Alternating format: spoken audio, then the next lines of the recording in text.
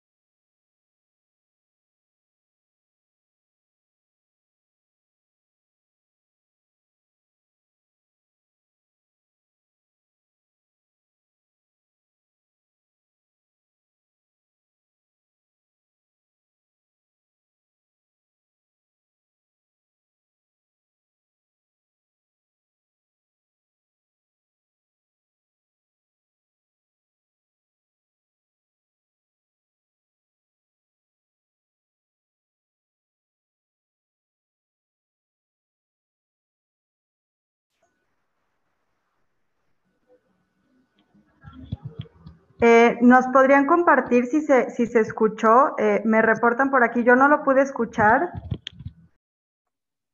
No, yo tampoco pude escuchar. Gracias.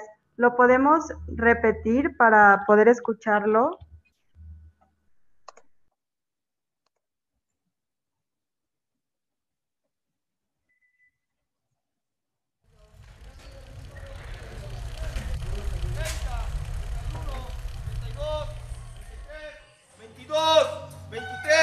¿Qué es lo normal cuando escuchamos que uno de nuestros hijos consume drogas? Angustia, tristeza, impotencia, enojo, desesperación, etc. Se desbordan una serie de emociones negativas. Yo simplemente les comparto lo que a mí me consta. Pues la mayoría de la gente que se droga ahorita ya es por el cristal. De hecho, en la clínica, todos los que han llegado han sido por el crico. Pues aún así yo me sentía a gusto, yo me sentía chido. En esos momentos cuando no estaba drogado y tenía hambre, sí me sentía de la verga. Pero ya me ponía acá loco y ya se me olvidaba que no había comido, ya se me olvidaba todo y me sentía bien chido. Gracias a Dios estoy vivo, güey, todo madreado, pero estoy vivo, güey.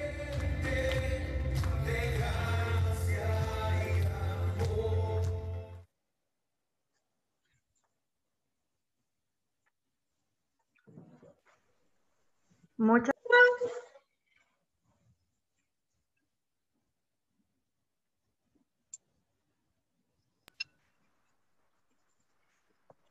muchas gracias y una disculpa por los problemas técnicos. Al iniciar estuvimos teniendo fallas con la llamada, entonces si se llega a trabar una vez más, agradecemos mucho su paciencia, ya que sí se puede recuperar la misma. Bueno, con este antecedente ya del tráiler de Lázaro, les comparto que estuvimos enviando la liga con este corto documental para que lo pudieran ver previamente, pero si alguien de quien se encuentra con nosotros el día de hoy no lo pudo ver, vamos a compartirles la liga al finalizar la sesión para que puedan ver este corto que hoy se comentará. Enseguida me permito presentar a los ponentes del día de hoy. Eduardo González Ibarra, documentalista y profesor, estudió Comunicación Social en la Universidad Autónoma Metropolitana, Unidad Xochimilco. En asociación con Carlos, su hermano, en 1988 crea la productora Salamandra Producciones, desde donde ha realizado casi la totalidad de su trabajo. Así nacen algunos de sus documentales: Las aguas del mal, Tres cárceles, La vida no vale nada, Su nombre es Chabela, entre otros. Es profesor de asignatura en la Universidad Iberoamericana León desde hace más de 10 años, donde actualmente está a cargo de los laboratorios de audio y video. Ha publicado artículos para revistas como México Desconocido y Entre Textos de la Ibero León. En los últimos años se ha desarrollado como fotógrafo y documentalista, realizando para la Universidad de Guanajuato y Canal 22 El Gran Cocodrilo, un acercamiento a la obra de Efraín Huerta, y Cerrazón sobre Efrén Hernández, una producción para Canal 22 con la colaboración del Instituto Cultural de León y la Ibero León. En el último año ha desarrollado un proyecto de colaboración audiovisual con la Asociación Civil Auge y la Orquesta Comunitaria Sonar Las Joyas en la ciudad de León, Guanajuato. Bienvenido, Lalo. María Fernanda Acevedo Bravo, estudiante de último semestre de la licenciatura en Comunicación de la Universidad Iberoamericana León, donde realiza un intercambio virtual con la Ibero Ciudad de México, mientras colabora en la creación de contenido digital y manejo de redes de la cervecería La Independiente y empresas emergentes en Tijuana, México. Durante su trayectoria académica, participó en la producción del corto documental Lázaro, premiado internacionalmente, y realizó la carpeta de producción y material literario para el documental El placer que me negaron, acerca de los tabúes de la sexualidad femenina. Realizó sus prácticas profesionales como Community Manager en la Biblioteca Pedro José Márquez en el Instituto Lux, preparatoria jesuita en León. También participó en la organización de la selección Cuentos para la Paz. Por último, realizó su servicio social en la Casa de la Caridad Hogar del Migrante en San Luis Potosí. Bienvenida, Mafer. Mario González Jiménez. Creció en León, Guanajuato. Su primer cortometraje documental como director, Bastardos Desterrados, fue ganador del primer lugar en el concurso universitario Identidad y Pertenencia en Guanajuato International Film Fest 2018. Obtuvo una mención honorífica del jurado en la competencia universitaria en el Festival Documenta y participó en 19 festivales internacionales. Sus cortometrajes han sido seleccionados en 2 ocasiones en Palm Springs International Short Fest y el Festival Shorts México. Es egresado de la licenciatura en Comunicación de la Universidad Iberoamericana León y actualmente es docente de preparatoria y productor audiovisual. Bienvenido, Mario. A continuación doy la palabra a Eduardo González, quien comenzará con la presentación.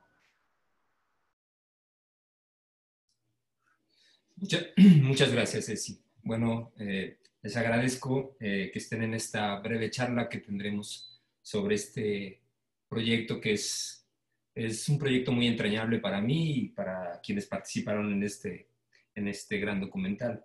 Bueno, les quiero decir un poco que en principio este proyecto sale dentro de las aulas de la Universidad Iberoamericana León y la universidad, bueno, tiene la carrera de comunicación, no tenemos una carrera de cine. Entonces también es interesante ver lo que se está haciendo.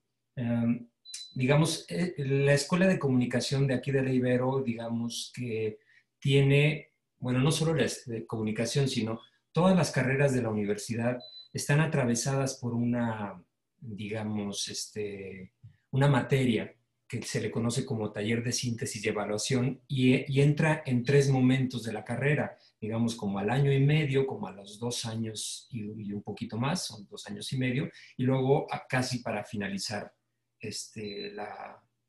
la carrera.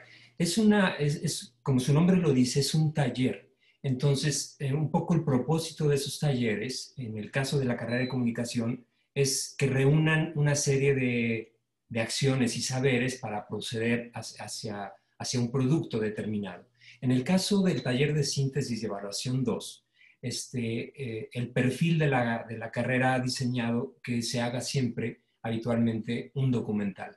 Entonces me parece que es muy interesante porque los estudiantes ya pasaron previamente por algunas materias en donde aprenden un poco fotografía, aprenden un poco de guión, aprenden un poco formatos de producción y tienen previamente al taller de síntesis y evaluación, tienen una materia de producción audiovisual que, digamos, les da los insumos necesarios para ir aprendiendo tanto en lo técnico como en la escritura de cine, aprender un poco las nociones elementales del lenguaje cinematográfico. Pero aclaro, no somos una universidad, o más bien no somos una carrera de cine, sino somos una carrera de comunicación que tiene entre sus insumos de manera importante el lenguaje audiovisual, ¿no? Entonces, digamos, dentro de esta materia hay una especie de vocación muy interesante de que los alumnos salgan a ver y encontrarse con una realidad a través, digamos, en este caso, del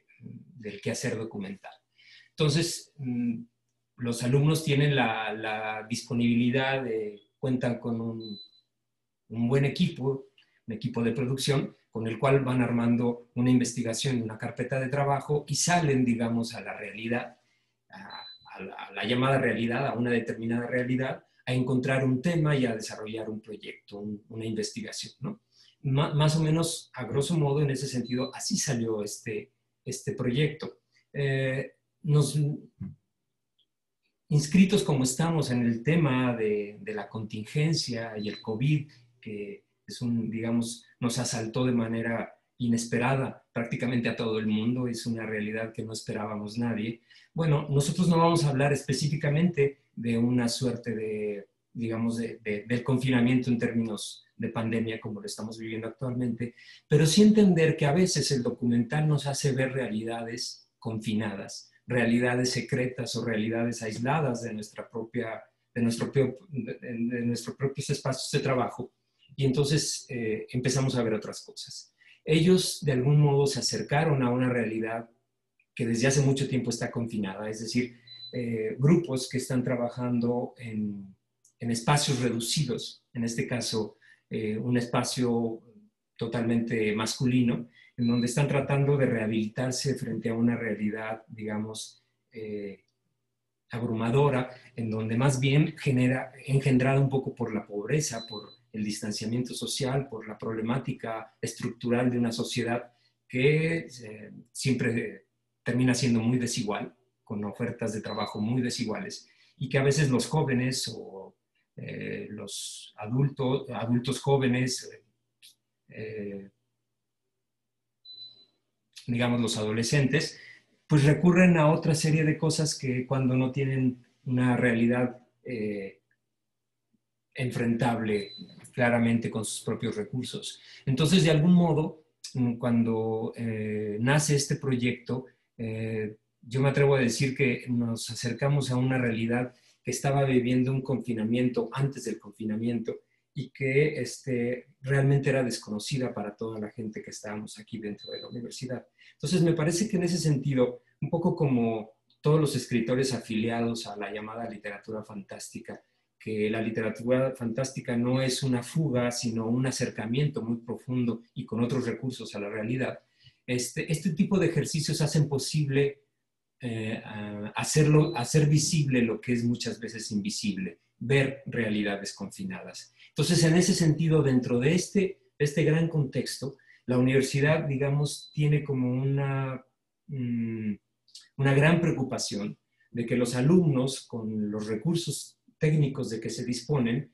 se enfrenten a realidades que están más allá de la frontera digamos, del territorio universitario y salgan con esos recursos a conocer esas realidades, a estudiar esas realidades y a traerlas de vuelta a la universidad con otros ojos y con otros recursos. Más o menos, dentro de este contexto, fue como surge este proyecto de Lázaro, que en ese sentido creo que quien más tendría que decir son ellos mismos, o sea, es un grupo de 4 estudiantes que hizo posible este gran proyecto, aquí están presentes 2, Mario González y Mafer Acevedo, pero bueno, también están Areli Navarrete y Juan Pablo Farías, quienes hicieron posible este proyecto.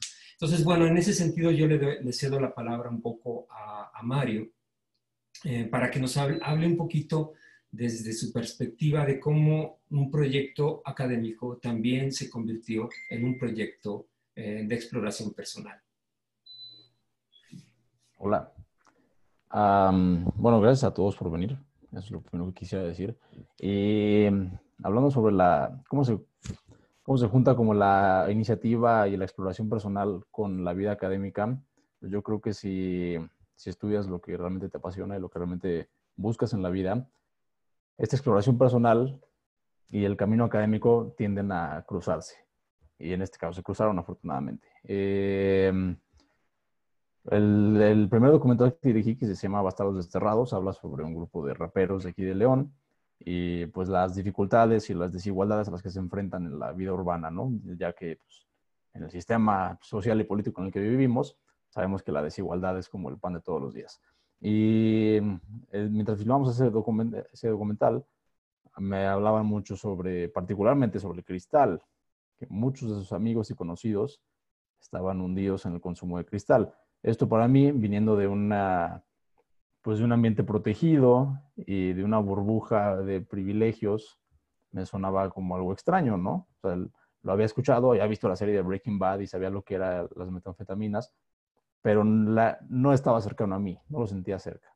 Entonces esto me sorprendió mucho y decidí que ese tema ya no se pudo tratar en el documental sobre los raperos, pero sentí que era muy importante y me quedé con muchas ganas de explorarlo y de hablar sobre eso, porque es algo que la gente, que estamos, como les digo, en una burbuja y en una esfera, muchas veces no nos damos cuenta, no nos interesa, no nos enteramos, o lo vemos como una estadística en el periódico o una cosa por el estilo, ¿no? Un video de BuzzFeed.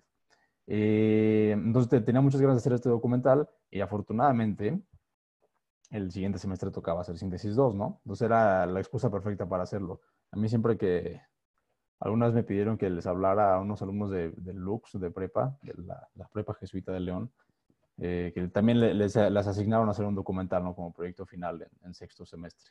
Les dije, aprovechen que los van a obligar, porque hacer el cine documental es una gran experiencia, es una experiencia de mucho aprendizaje, es creación y aprendizaje al mismo tiempo y descubrimiento, y es una narrativa que, a diferencia de otras formas de narrativa como escribir ficción, es como un diálogo entre el autor y la realidad, que creo que realidad es como nuestra palabrita favorita cuando hablamos de cine documental. La realidad te está dando la historia y tú estás tratando de moldearla, de esculpirla. Y eso es un proceso muy padre. Entonces creo que tener la obligación de hacerlo es una gran oportunidad. Afortunadamente a nosotros nos obligaron a hacerlo y estas ganas o este gran como iniciativa de hacer el documental se pudo cumplir. Siendo sinceros, si no hubiera habido Síntesis 2, a lo mejor ahorita no existiría el documental. Se hubiera quedado como una idea que me imaginé todos los días en la mañana mientras desayunaba y que nunca convencía a los demás de que me ayudaran a hacerlo. Pero como teníamos como esta pauta académica, pues se pudo dar. Y creo que, pero desde el principio, desde que empezamos a concebir el proyecto, pues teníamos ganas de que trascendiera precisamente la academia, que no solamente se quedara como el proyecto que nos quedó bonito y que lo presentamos un día en la escuela y que fue mi mamá a verlo y que dijo que qué bien te quedó, sino que pasara más allá y teníamos ya, como ya tenía la experiencia del documental anterior y que el Festival de Cine de Guanajuato nos ayudó a distribuirlo, pues yo ya estaba familiarizado con cómo se distribuye un proyecto cinematográfico, ¿no? No soy experto en distribución, pero ya me doy una idea.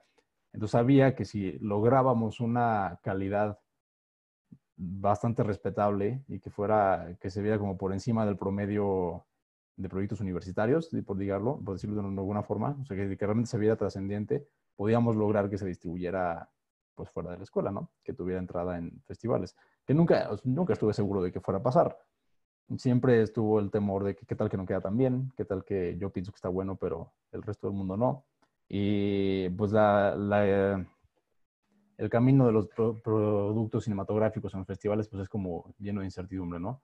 Ahorita es muy fácil inscribirlo a festivales porque ya existen plataformas digitales y es tan sencillo como hacer un perfil de Facebook para tu cortometraje, pero siempre que te gastas el dinero para las inscripciones y estás ahí esperando, pues mandas tus solicitudes y solo queda esperar a ver si llega, ¿no? Entonces siempre hay como un temor así como de qué tal que no lo aceptan. Y la mayoría de los festivales no lo aceptan. O sea, el porcentaje de aceptación siempre es por debajo del 50, ¿no? Pero afortunadamente muchos festivales como muy respetables y muy buenos lo han seleccionado, ya sea dentro o fuera de la selección o la competencia oficial, porque algunos están en competencia, otros nada más están en muestra, algunos hemos estado compitiendo y otros nada más de muestra. Y curiosamente se cruzó pues la vida después del COVID, ¿no? Y justo este año, como en marzo o febrero, iba a comenzar su corrida en festivales, el documental, ¿no? En marzo, el primer festival en el que iba a participar, que fue el Festival Latino de San Diego, y lo tuvieron que cancelar, bueno, postergar. Ya fue en septiembre, pero lo hicieron todo digital. Esto, por un momento pensé que era como una desgracia, que no se había sucedido, que pues ya no le cortaron las alas a nuestro proyecto. Sin embargo, ha abierto una nueva oportunidad. Por un lado, la mayoría de los festivales están trabajando de forma digital y eso permite que más gente lo vea en realidad, porque si lo pones en una plataforma de streaming, como lo es Vimeo, como otras que han utilizado en los festivales, pues ya no te pasa que llegas por ejemplo, el año pasado, el primer corto que dirigí se presentó en Shorts México en la Cineteca Nacional, ¿no? Para mí era así como el sueño, así, wow, mi proyecto está en la Cineteca. Llegamos a la Cineteca y había como 15 personas en el público, ¿no? En el programa de cortos documentales. Y era la competencia, no la muestra.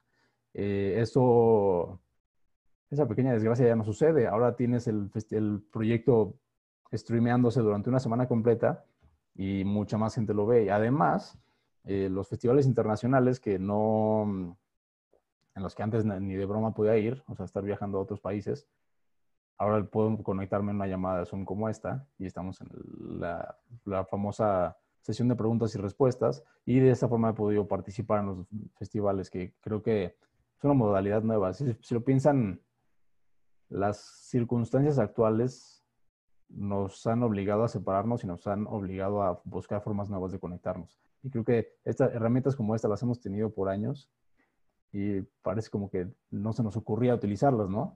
Cuando es una solución muy buena. Porque estos eventos internacionales como este mismo, pues antes se nos cerraba el mundo, así como que pues no puede venir y se acaba ahí, ¿no? Ahora podemos conectarnos de esta forma y las cosas sean diferentes. Y ahora, hablando sobre el confinamiento, Creo que el corto de Lázaro y el tema que trata, pues empieza a cobrar un nuevo significado ahora que nosotros o todos hemos sido obligados a un confinamiento. Bueno, la mayoría de nosotros ya hemos retomado actividades, ¿no? Pero en marzo, abril, que estábamos mucho más, estábamos en la jornada de sana distancia, como le llamamos en México, eh, esta experiencia de estar encerrados y de estar viendo hacia a la ventana que está cerrada todo el tiempo y el mundo que está afuera que no podemos visitar, creo que nos hace entrar en un nuevo estado mental.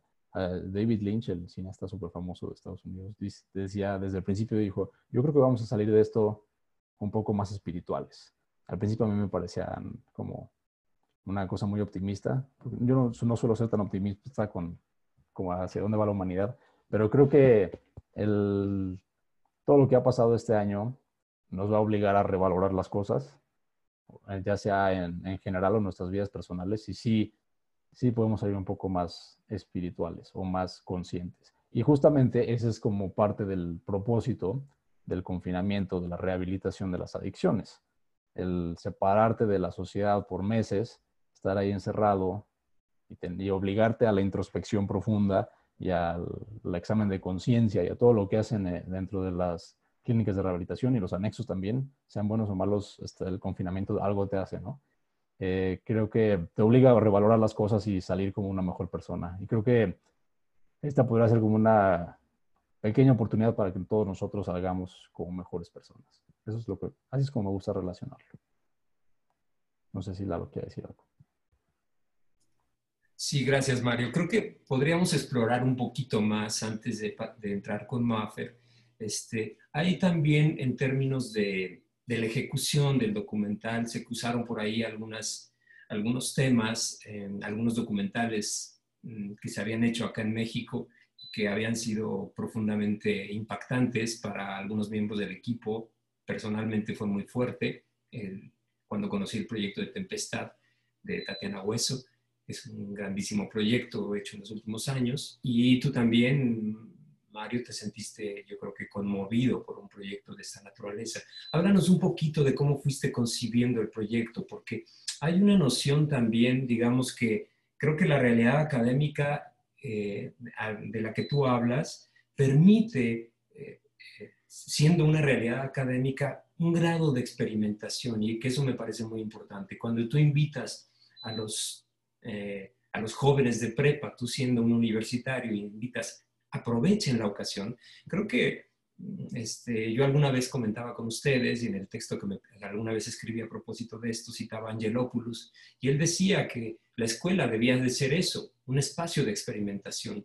Y en este caso es un espacio de experimentación para entrar en un contacto profundo con una dinámica social relativa o totalmente desconocida. ¿Cómo fuiste concibiendo tú en tu papel, digamos, de director de este pequeño equipo de producción? ¿Cómo fuiste concibiendo la forma que es tan importante en un proyecto documental?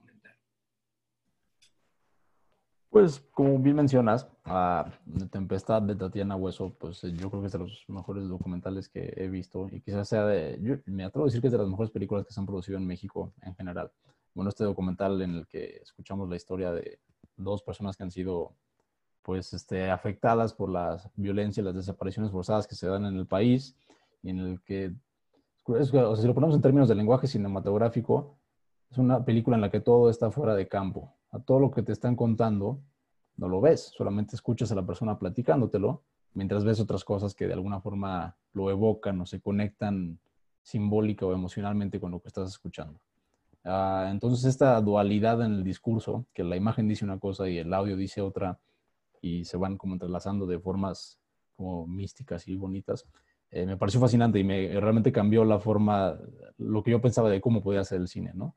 O sea, normalmente estamos pensados como en la receta estándar que ha sido estándar por décadas, desde Hollywood y demás, de diálogos, personajes, planteamiento, clímax, desenlace, todas esas cosas.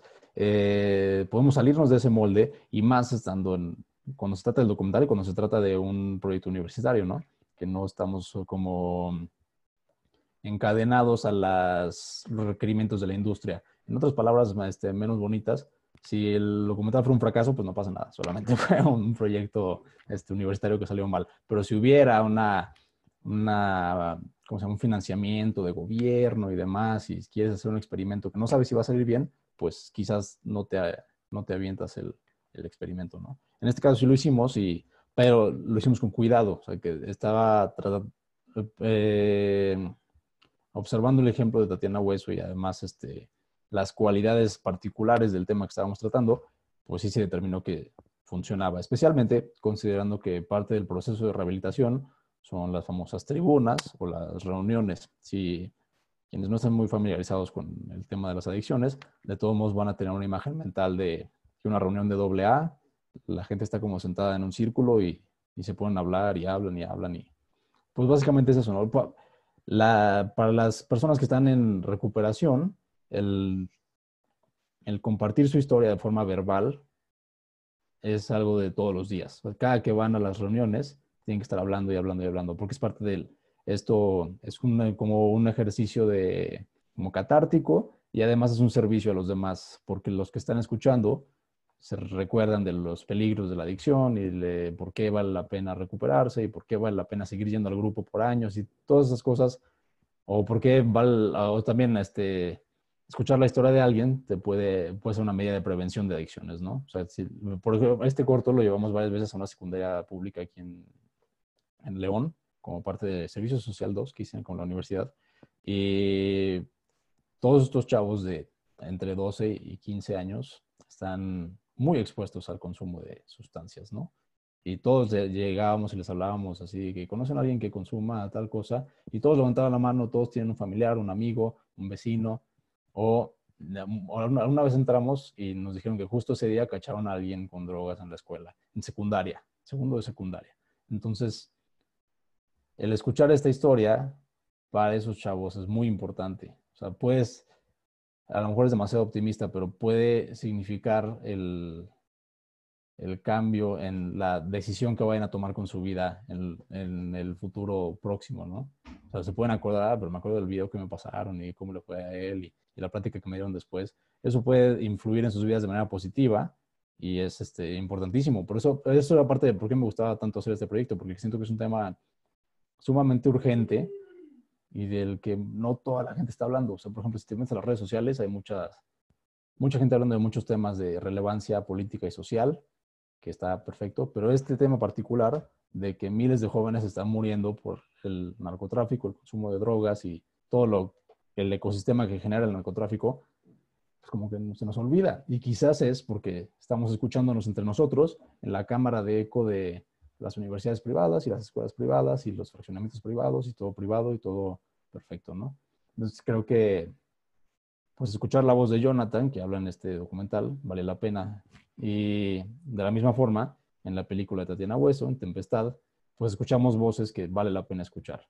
Y lo mismo que pasa con el tema de las adicciones, pasa con las desapariciones, que escuchamos pláticas de las estadísticas y las noticias y las investigaciones, pero rara vez sabemos qué tienen que decir los afectados. Creo que eso es muy valioso.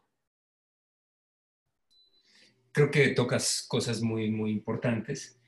Siempre pienso un poco como un poema de José Emilio Pacheco que dice, no leemos a otros, nos leemos en ellos. Entonces, más bien lo que ocurre es que cuando un relato está relativamente o aspira a estar bien contado, va a encontrar interlocutores y se va a dar cuenta desde el relato que están en las tribunas estas personas que la realidad que parecería que es totalmente individual y personal, tiene muchísimos espejos y tiene muchísima carga de universalidad. Todos sabemos que en lo más local, en lo enteramente local es donde se encuentra lo universal. Entonces, de pronto cuando encuentran una especie de surtidor, que es un equipo que va a narrar una historia, esta historia pues va a aspirar a ser un poco más universal y eso creo que me parece muy importante. En ese sentido, bueno, ya hablaste un poquito del camino de Lázaro, entonces en este caso me gustaría preguntarte a ti, Mafer, que también nos hablaras un poquito de tu experiencia desde lo académico y desde lo personal. qué ocurrió, porque tú entraste a un espacio enteramente masculino, a un confinamiento masculino, y tú de pronto, bueno, quiero decirles a quienes nos escuchan que como parte de la evolución del trabajo mientras estábamos en el espacio universitario, yo les pido que, bueno, todo documental se va haciendo a partir también de una carpeta que es la que contiene la investigación, todas las cosas que va necesitando el equipo. Un poco cercanos al final y conforme yo veía el avance del proyecto, veía sus imágenes y sus primeros cortes, que me parecía muy fascinante lo que estaba ocurriendo, fascinante y al mismo tiempo muy delicado. Les pedí que también dentro de la propia carpeta hicieran una especie de bitácora personal de lo que estaba ocurriendo digamos, en su propia persona y en la realidad de producción. Esto es un poco también esta iniciativa que yo les pedí, es un poco también producto de mi quehacer como documentalista, que sabemos que a veces las bitácoras personales, que son anotaciones al margen del proyecto, a lo largo del tiempo se van convirtiendo en algo muy importante, porque ahí empieza a haber como un sustrato muy importante de lo que después va a ocurrir.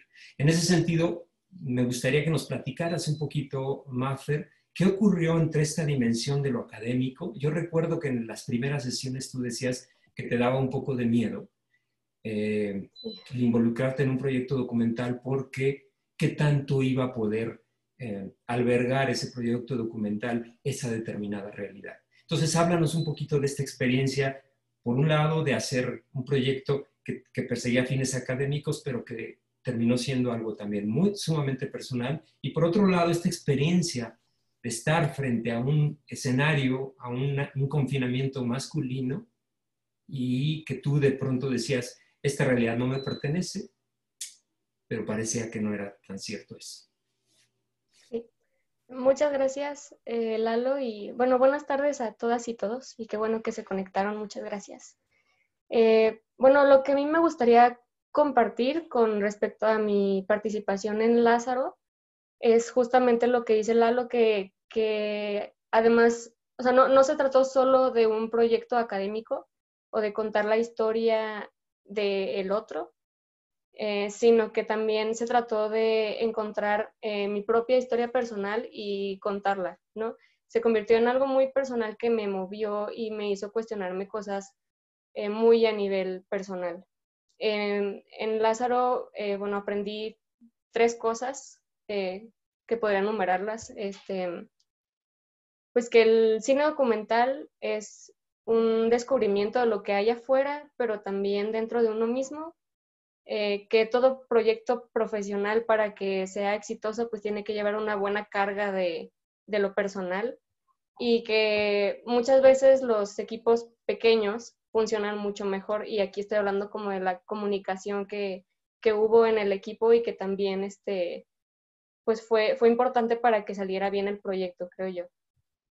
Algo que le agradezco mucho a Mario es que desde el principio tuvo una idea muy clara de cuál era el ritmo y la forma que quería para el documental. Tenía ya sus referencias muy establecidas y supo explicárnoslo bien. Y también tuvo en cuenta la importancia de la etapa del acercamiento, que es lo que hay que hacer pues desde la preproducción, ¿no? Que es encontrar la historia, el personaje, ver cómo es el entorno, y ver cómo es que se va a contar, ¿no? La historia. Algo que me pasó en esa etapa de acercamiento es que me sentí muy incómoda, muy incómoda, porque pues sí, se trataba de un espacio masculino. Creo que en la clínica antes sí había mujeres, pero lo volvieron ya, pues como que hubo problemillas y así, entonces ya nomás se hizo para hombres. Y además de esto, pues yo me sentía como un intruso, porque pues al principio no, antes de comentar que queríamos hacer un documental, haz de cuenta, lo sabían quienes dirigen ahí la clínica, pero no lo sabían los hombres que estaban en las tribunas.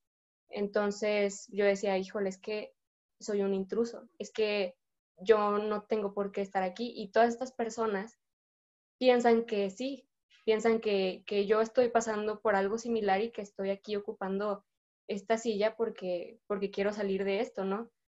Y sentía que estaba en un espacio que no me correspondía y que no estaba siendo sincera con las personas que estaban compartiendo sus historias y su espacio conmigo.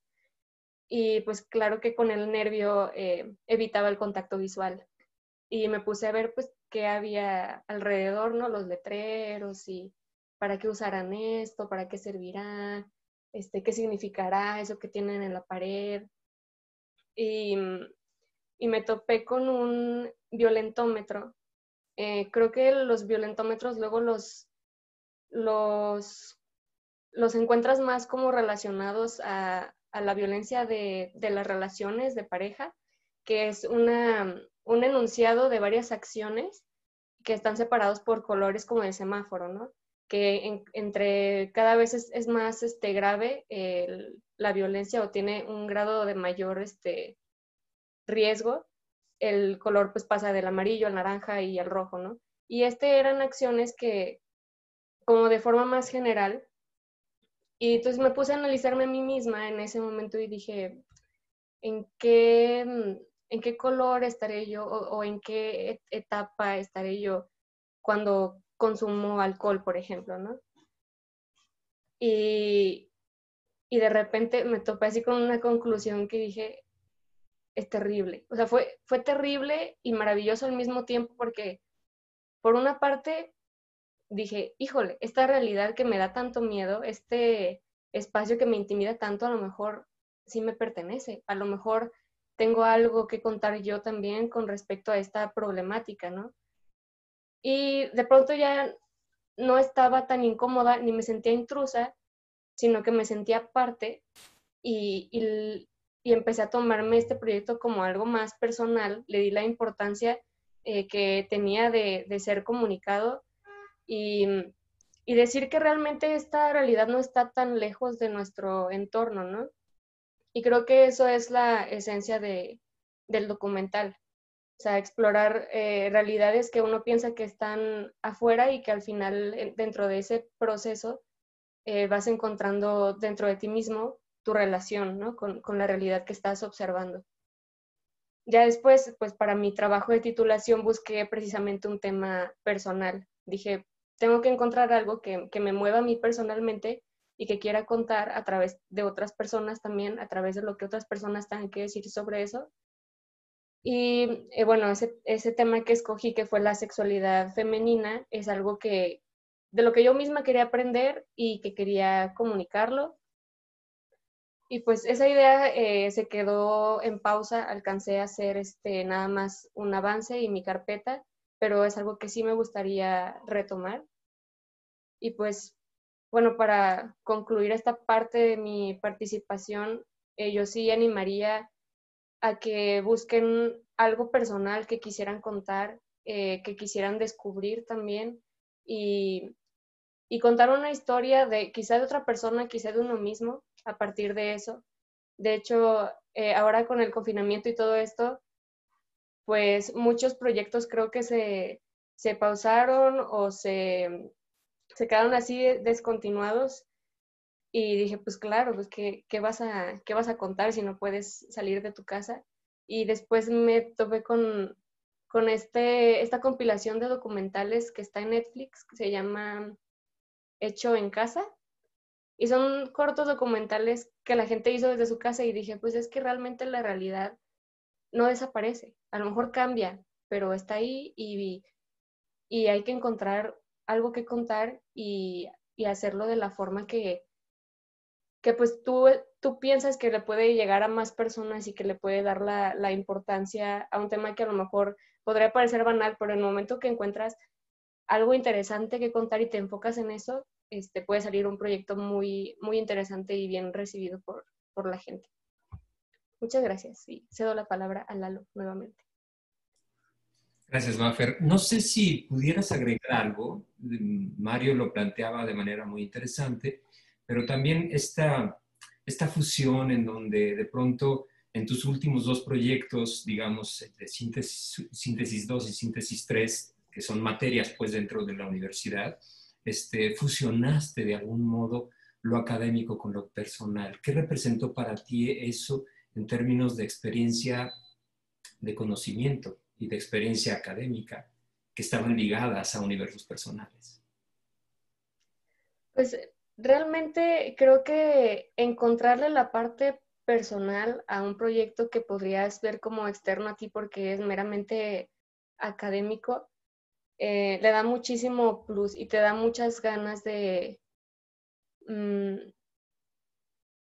te da como esta sensación de apropiamiento, o sea, de apropiación, perdón.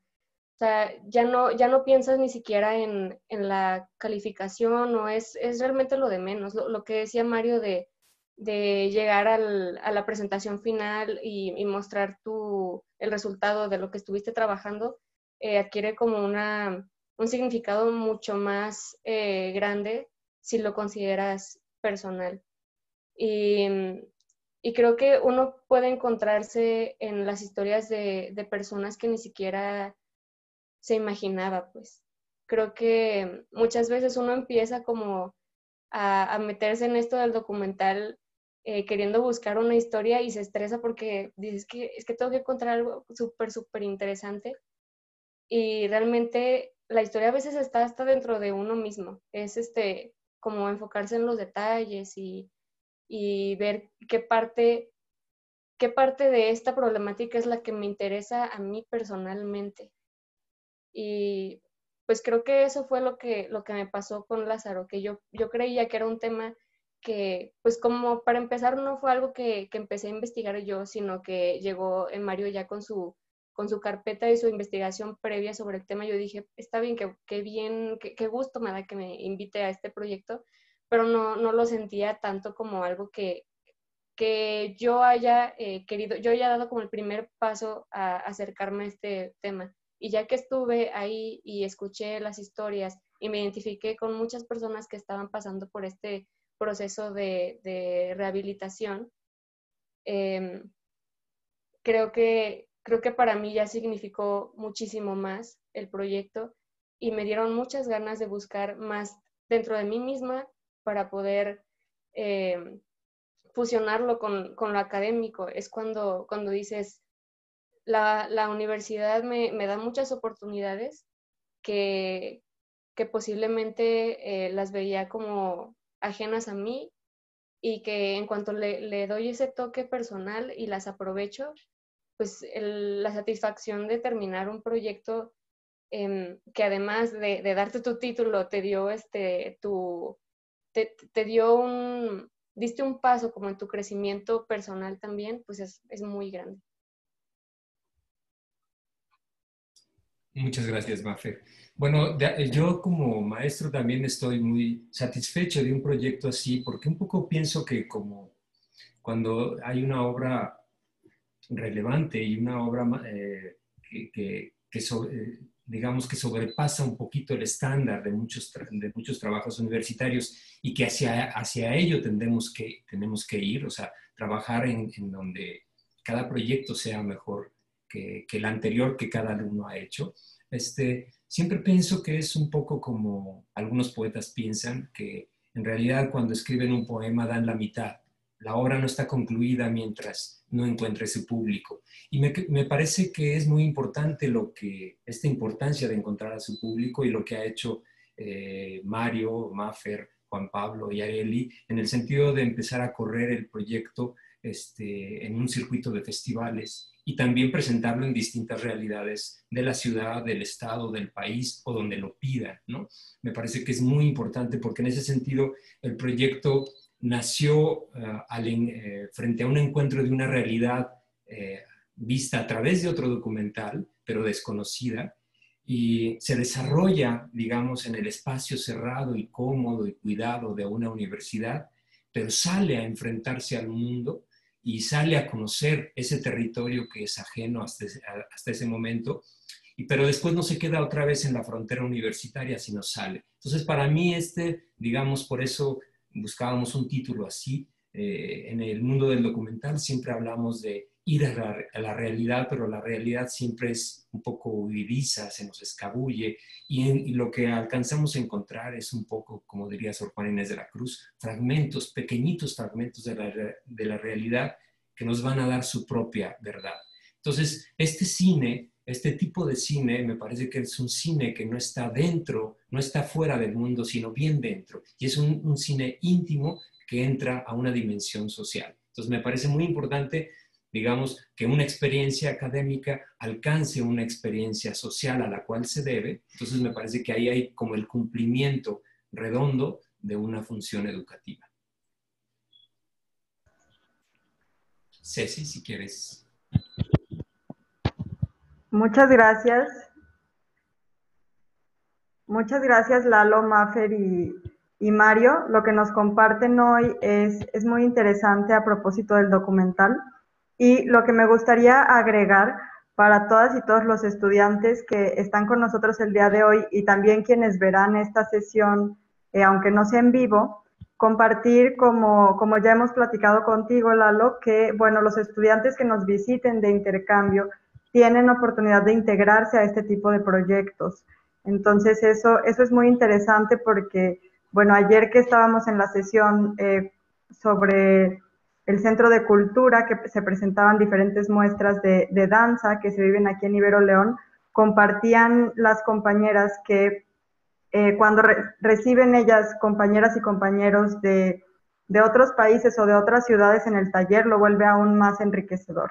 Entonces, bueno, dejar la invitación abierta y antes de pasar a la sesión de preguntas y respuestas, que queremos invitarles a que puedan preguntar con toda la confianza, vamos a poder abrir micrófono y aprovechar esta sesión que es para ustedes y que los ponentes están muy interesados en recibir sus preguntas. Quiero agradecer a Otón, que nos acompaña, él también es académico del Departamento de Ciencias Sociales y nos comparte un enlace en donde pueden revisar justamente un artículo que escribió Lalo sobre este corto, entonces aquí se los dejamos. Y bueno, agradecer también nos apoyen completando los diferentes formularios de asistencia y la encuesta al final de la sesión para que quede registrado. Les recordamos que si asisten a mínimo 10 eventos de Casa Abierta Ujal, contando los de septiembre, lo que queda de octubre y también los de noviembre, podrán recibir una constancia Ujal que pueden también anexar a sus currículums, además de lo interesante de todos los eventos que tenemos para ustedes. Entonces, no dejar de invitarles y abrir el espacio para cualquier pregunta. La pueden hablar por el chat o bien levantar la mano y les iremos dando la palabra. Muchas gracias.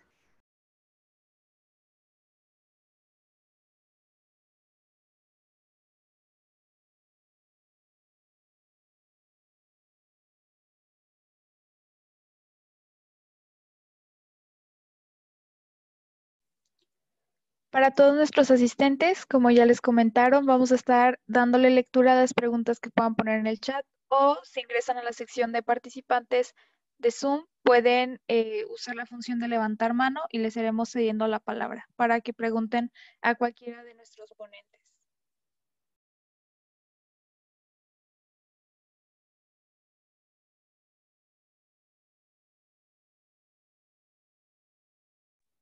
Veo ahí la mano levantada de Verónica.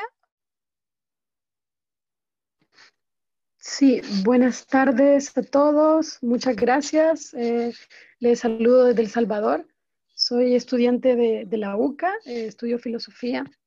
Y la verdad que es una alegría para mí, la verdad, el poderles escuchar y el ver este gran proyecto que han sacado, ¿no? Adelante. Creo algo muy importante que ustedes todos, el maestro, ustedes lo han comentado, es la importancia del contacto con la realidad y como decía Maffer, que te das cuenta que esa realidad la llevas dentro, que te transforma tu vida, pero es darte cuenta que está fuera porque a la vez está dentro, ¿no?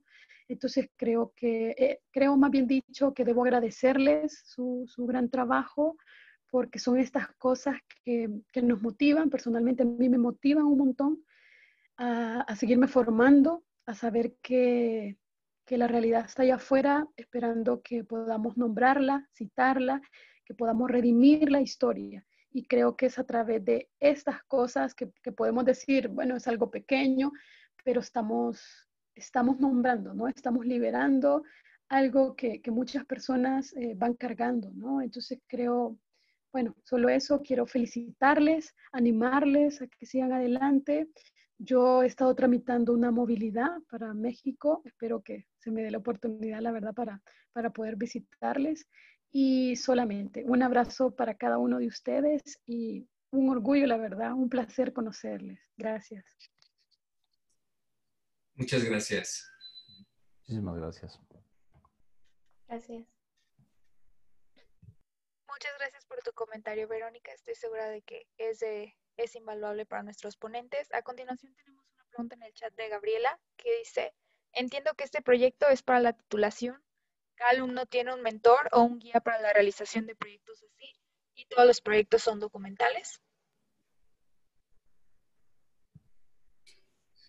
No es precisamente un proyecto de titulación, es, digamos, hay 3 niveles de talleres de síntesis y evaluación, como se llama esta materia, que es el taller de síntesis y evaluación 1, 2 y 3. El 2, que es del que estamos hablando, corre más o menos, si mal no es en el 6º semestre.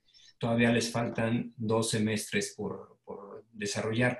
Generalmente en el taller de síntesis 3, que se ubica en el 8º semestre, que es de la realidad que hablaba Maffer, es cuando desarrollan ya su trabajo de titulación. Por ejemplo, en la carrera de comunicación sí se establece un perfil en donde en esta materia específicamente desarrollan un proyecto documental. En ese sentido sí, pero no es un proyecto de titulación. No sé si Maffer o Mario quisieran agregar algo. Pues realmente el acompañamiento que tuvimos con Lalo fue súper valioso. Si no hubiéramos tenido a él como guía, porque es un guía que no interviene, no está como detrás de nosotros interviniendo en el proceso, sino que lo acompaña y que lo ha enriquecido las 2 veces que he tenido la oportunidad de que sea mi asesor de alguna forma, pues lo ha acompañado de una forma que ha enriquecido el proyecto y que pues no se hubiera dado de la misma manera si no fuera con su ayuda. Entonces, te lo agradezco. Y además, pues eso es parte de las oportunidades que ofrece como el modelo académico, digamos, que quizás no hubiera sucedido si lo hubiéramos hecho por fuera. No hubiéramos tenido un acompañamiento de este tipo.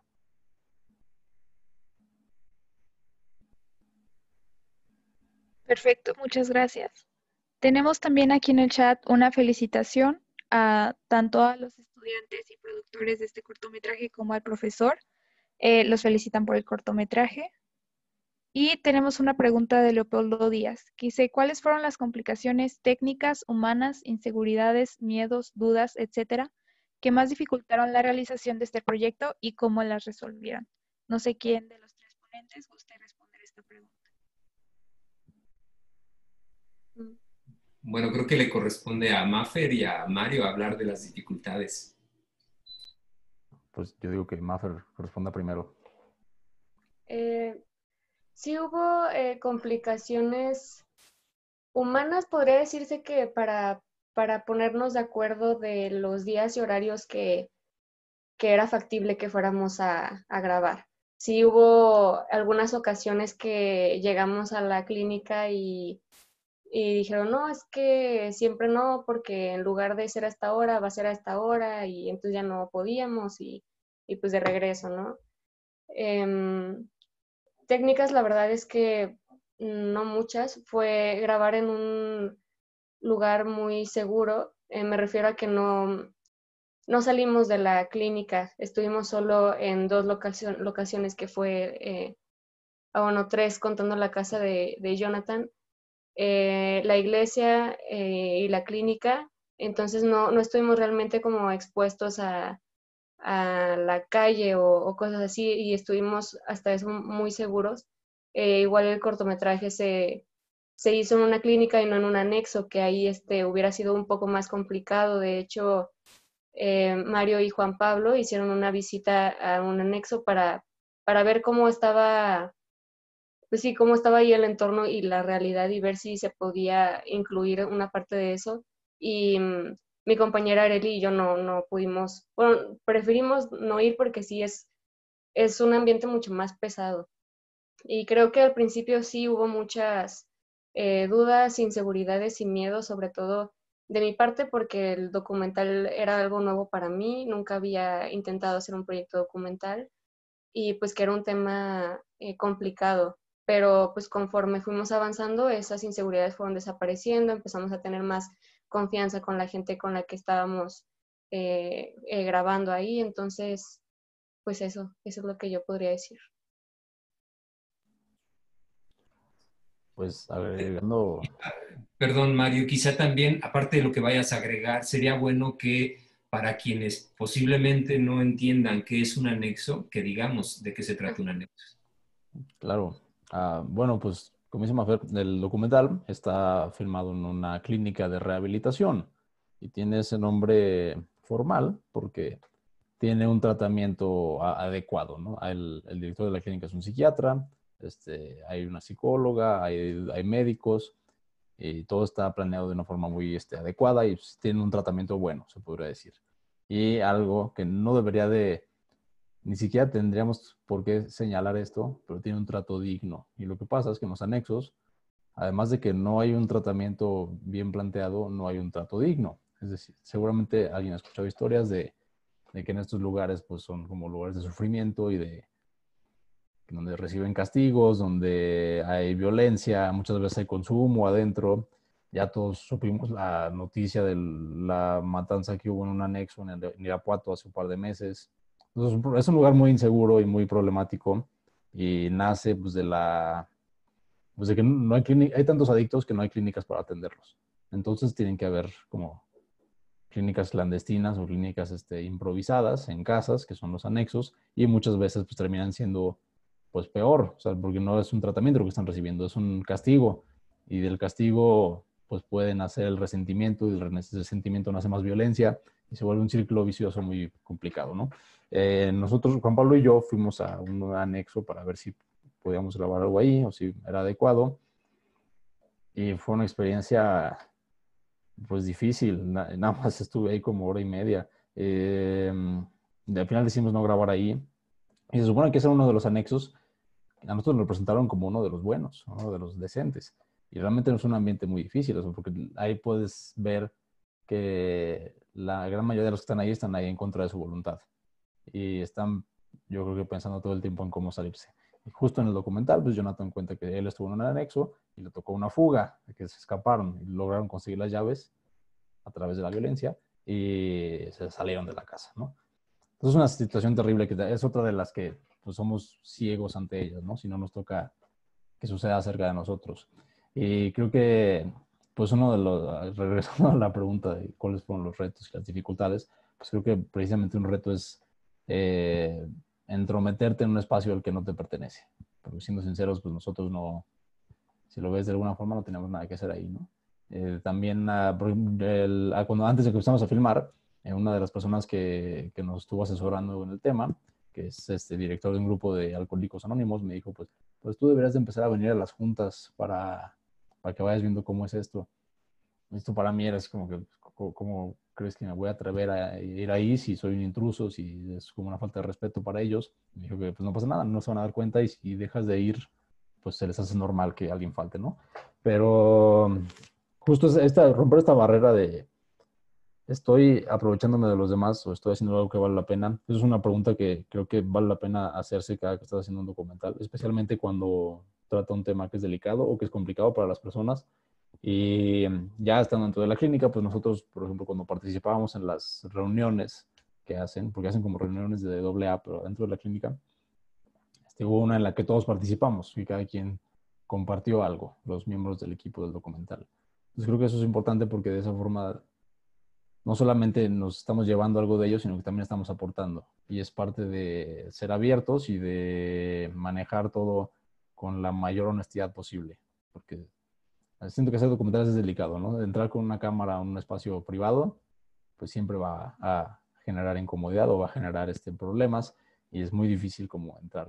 Tuve que hacer como entrar poco a poco y también salir fue complicado, ¿no? Cuando terminé, recuerdo perfecto el día que ya estaba listo el proyecto, ya queríamos empezar a distribuirlo, pero necesitábamos como conseguir la aprobación de la familia de Jonathan, del personaje principal, ¿no? Entonces el día que se lo enseñé a la mamá de Jonathan, yo ese día estaba pálido de los nervios, la verdad. Y porque tenía miedo de que qué tal que nosotros pensamos que es un buen producto, pero ella puede no tener la misma opinión. Ella puede pensar que nos aprovechamos de su hijo menor de edad, o que estamos siendo morbosos, o estamos siendo amarillistas, o estamos pues abusando de la confianza que se nos dio, ¿no? Afortunadamente no fue así, sí le agradó. Sí fue duro para ella verlo, pero pues su reacción fue buena y afortunadamente no hubo problemas. Pero sí, creo que el tratar el tema con la delicadeza que se requiere es como, yo diría que el mayor reto de esto.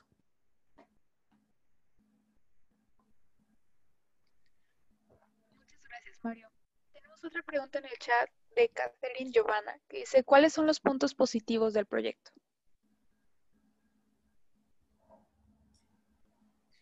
Pues creo que hemos hablado más bien de muchos puntos positivos. Yo creo que, digamos, yo desde mi dimensión como maestro y también encargado del laboratorio, me parece que cuando los equipos y los proyectos funcionan para descubrir nuevas realidades sociales, para entrar en esto que por ahí dijo de pasadita Maffer, conocer la otredad de la que estamos hechos, todos somos otros frente a los demás. Me parece que entonces es fundamental y se cumple como de una manera, por así decirlo, muy integral la dimensión educativa. Entonces me parece que ya no estamos solo utilizando herramientas, instrumentos, que además sabemos que son instrumentos que no tiene toda la gente, que aunque hoy es mucho más democrático, por así decirlo, la posibilidad de usar cámaras y micrófonos y toda la parafernalia que se necesita para hacer un documental, es cierto que también con el tipo de equipos con que se cuenta, pues son equipos más o menos profesionales que no son accesibles a todas las realidades de nuestra nación y, bueno, por supuesto, de toda la dimensión latinoamericana, ¿no? Las condiciones de pobreza son realmente muy homogéneas y muy parecidas, ¿no? Entonces, me parece que esos son muchos de los puntos positivos que tiene el proyecto, porque desde lo educativo cruzamos una frontera y entramos a otro lugar. Creo que en el aspecto de la investigación es una investigación muy profunda y al mismo tiempo muy delicada, ¿no? Uno de los miembros del equipo había pasado por algunos momentos difíciles en el sentido también de adicciones, ¿no? Entonces, él mismo también condujo algunas cosas y hizo posible otras. Entonces, me parece que fue un proceso de investigación muy fuerte que implicó ya no solo al estudiante como estudiante, sino al estudiante como persona. Y eso me parece muy valioso, ¿no? Y siempre también, bueno, si quiero decirles, digamos, tratamos de estar lo más cerca posible de los estudiantes, no para tratar de no intervenir, como decía Mario, sino de asesorar, pero sí estar, digamos, con los ojos muy abiertos y los oídos igual muy atentos, por si de pronto alguna de las personas involucradas en el equipo pudiera tener algún problema personal que derivara a otra situación. Sí estamos también atentos a eso.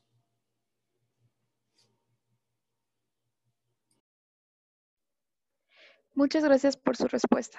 Y tenemos, al parecer, una última pregunta de Gabriela, que dice, ¿cómo se prepararon física y mentalmente para la realización del documental?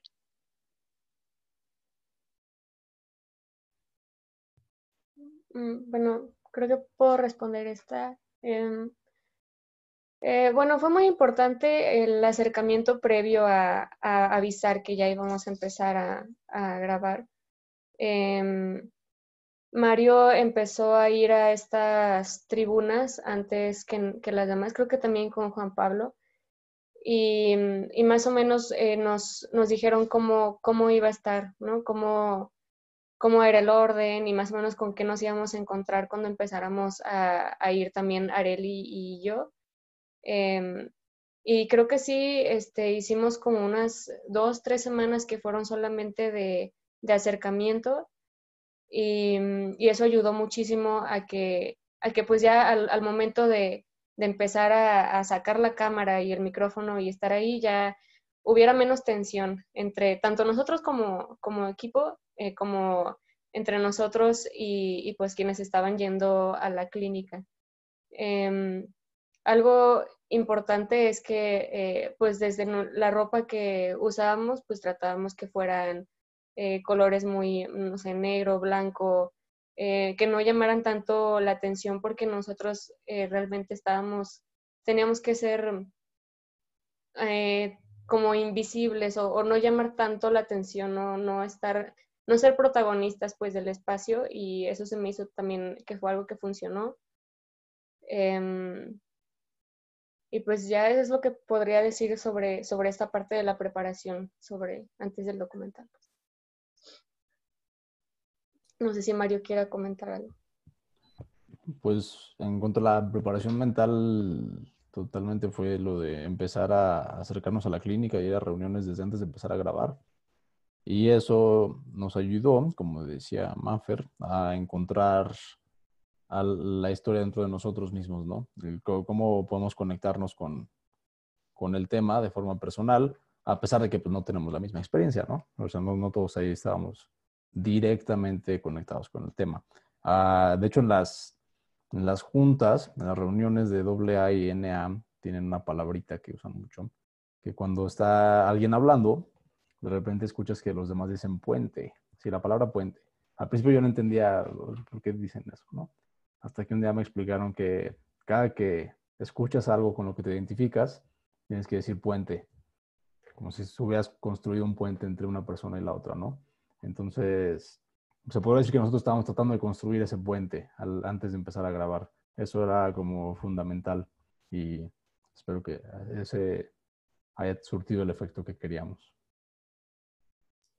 Yo quisiera aprovechar y destacar algo, digo, incluso a partir de esta palabra puente, que es lo que nos hace mucha falta bueno, quizá ahorita la realidad del confinamiento nos la deja ver, pero es un asunto que es lejano y antiguo, que muchas veces no logramos establecer realmente puentes eficaces y eficientes de comunicación. Entonces me parece que también por un lado esto es muy importante, pero por otro lado algo que ya los compañeros han señalado, por un lado la manera de acercarte al proyecto, la honestidad con la que uno se quiere acercar, yo diría incluso la humildad con la que debemos acercarnos a un territorio que es desconocido y que saber que nos acercamos a algo que no conocemos y declarar nuestro desconocimiento.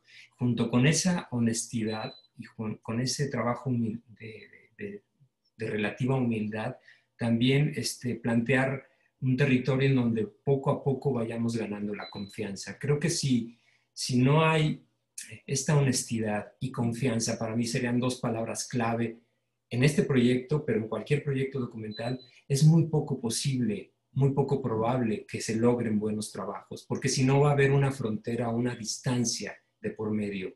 Y cuando se logra romper esa frontera es porque entramos en confianza, porque nos declaramos también como personas. Son de las cosas que yo podría destacar.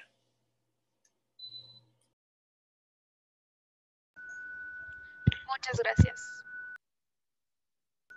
Damos por concluida la sesión de preguntas y respuestas. Cualquier otra pregunta, vamos a dejar los contactos de nuestros ponentes en el chat. Y ahí mismo pueden encontrar ya también el link para el cortometraje, el documental, perdón. Muchas gracias, Monse.